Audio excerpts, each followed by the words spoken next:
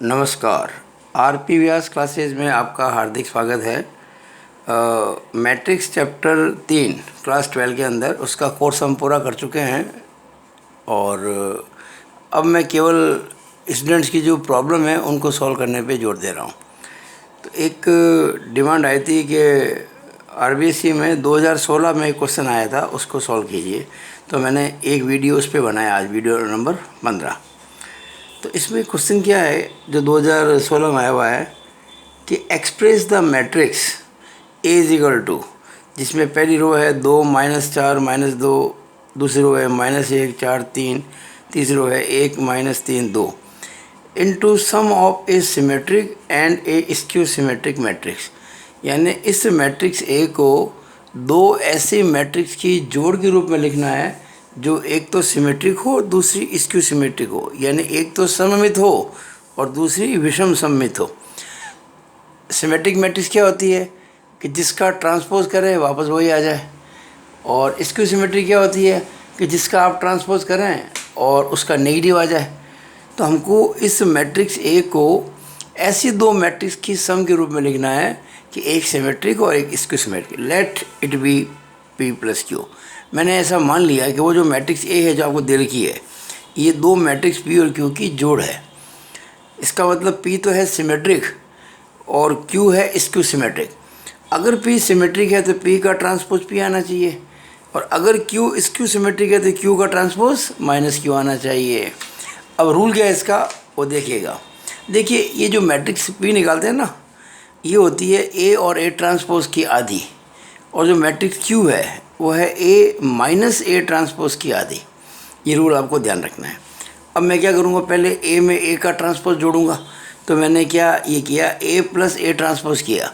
ये मैंने matrix A जो आपको दे रखी थी वो लिख दिया एज इट इज़, 2 -4 -2 -1 4 3 और 1 -3 2, प्लस इसका ट्रांसपोज कैसे करते हैं कि जो पहली रो है इसको पहला कॉलम बना दो। यानी कि 2 -4 -2, 2 -4 -2, दूसरी रो -1 4 3, ये दूसरा कॉलम -1 4 3, तीसरी रो 1 -3 2, ये तीसरा कॉलम 1 -3 2। तो ये ट्रांसपोज हो गया। अब इनको जोड़ेंगे तो आपको कॉरस्पॉन्डिंग एलिमेंट्स को जोड़ना आपको आता ही है। 2 और 2 4, -4 और -1 -5, -2 और 1 -1, -1 और -4 -5, 4 और 4 8, 3 और -3 0, 1 और -2 -1, फिर ये -3 और 3 0 और 2 और 2 4। ये आपकी ए प्लस ए ट्रांसपोज आ गई। अब हमें पी कैसे निकालना होता है, ए में ए ट्रांसपोज जोड़ के उसका आधा करते हैं। तो ये ए प्लस ए ट्रांसपोज हो गया। अब पी निकालने के लिए क्या करेंगे, इसको आधे से गुणा कर देंगे। स्केलर प्रोडक्ट जो मैट्रिक्स के साथ में आधे से गुणा यानी कि 2 से डिवाइड। तो हर एलिमेंट को मैंने 2 से डिवाइड कर दिया।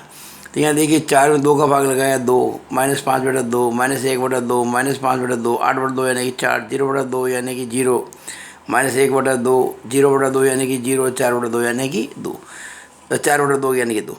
अब ये पी आपका निकल गया।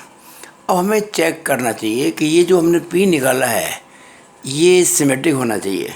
क्लियरली देखिए, आप क्लियरली पी का ट्रांसपोज करेंगे वो पी ही आएगा। कैसे, आप देखिए इस चीज़ को।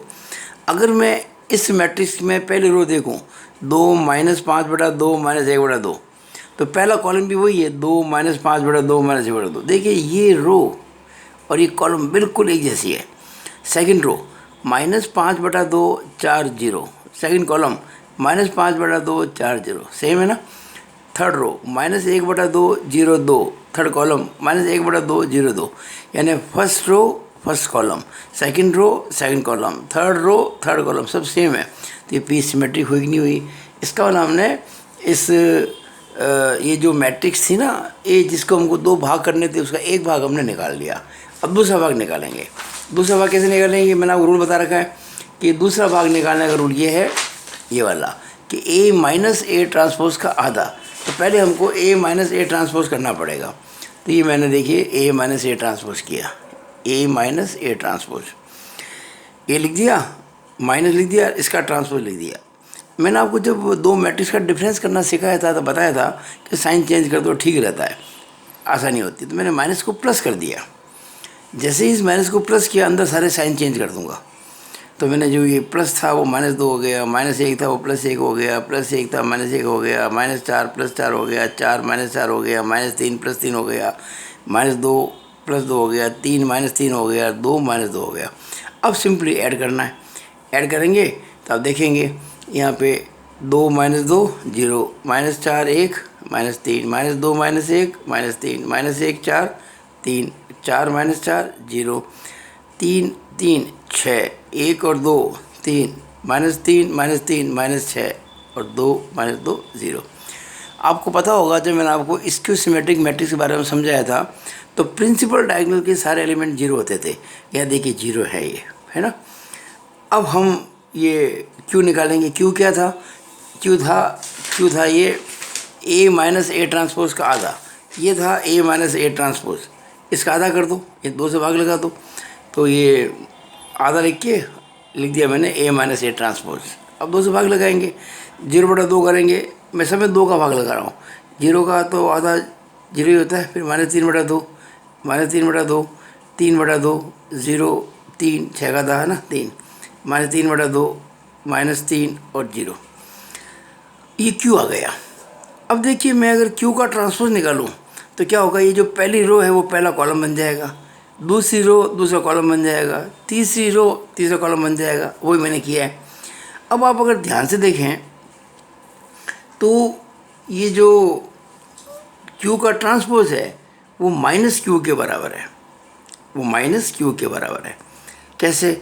आप देखेंगे अगर ध्यान से, जो मैंने q निकाला है ये रहा q, 0 -3/2 -3/2 तो इस q के जो एलिमेंट्स के साइन हैं, q ट्रांसपोज के साइन उसके टोटली रिवर्स है। देखिए 0 देखिए 0 ही होता है ना। अब आके देखिए आप, ये q था आपका, ये q था, तो ये देखो -3/2, ये +3/2, ये -3/2, ये +3/2, ये 3/2, ये -3/2।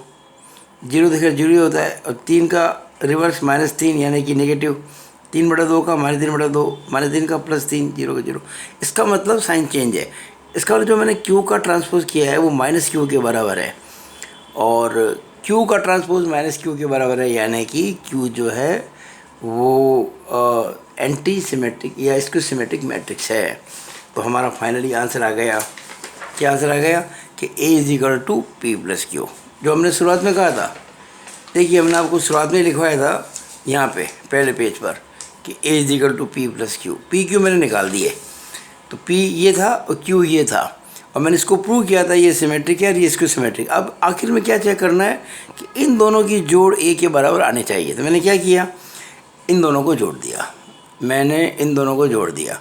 देखिएगा 2 और 0 2, -5/2 -3/2 यानी कि -8/2 यानी कि -4, -1/2 -3/2 यानी कि -4/2 यानी कि -2, -5/2 +3/2 यानी कि -2/2 यानी कि -1, 4 + 0 4/2, 4 + 0 यानी कि 4, 0 + 3 यानी कि 3, -1/2 +3/2 तो माइनस ये हो गया +2/2 यानी कि 1, और 0 -3 -3 और 2 और 0 2।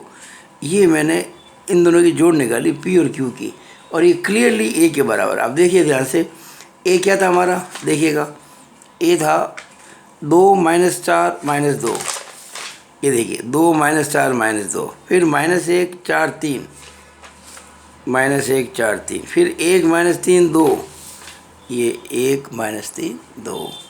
तो हमने जो मैट्रिक्स दे रखी थी A, उसके 2 भाग किए, उसको 2 पार्ट्स में डिवाइड किया। एक पार्ट सिमेट्रिक है, दूसरा पार्ट स्क्यू सिमेट्रिक है, और इस तरह से अपना एक क्वेश्चन पूरा हो गया। अगर आपको मेरा ये वीडियो अच्छा लगा हो तो इसको लाइक करो, शेयर करो, और मेरे चैनल RP व्यास क्लासेस को सब्सक्राइब कीजिए अगर आपने अब तक नहीं किया है तो, ताकि आपको मेरे वीडियोज़ लगातार मिलते रहें। It is all over about the video. Thank you.